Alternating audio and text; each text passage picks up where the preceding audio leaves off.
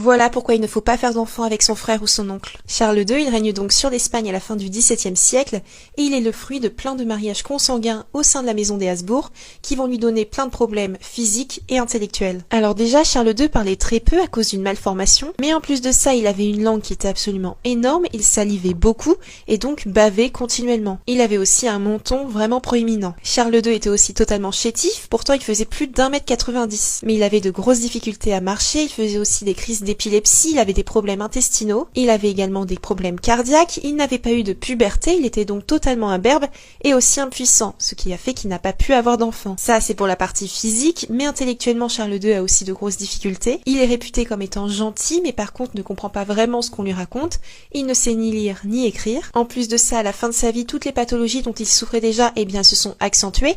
Il a eu des hallucinations, des migraines à répétition, et dans les dernières années de sa vie, ces hallucinations, elles vont même le pousser un jour à tuer quelqu'un. Son état est en fait si particulier que ses sujets l'appelaient même l'ensorcelé, et c'est finalement à 38 ans, après des années de souffrance, qu'il va s'éteindre.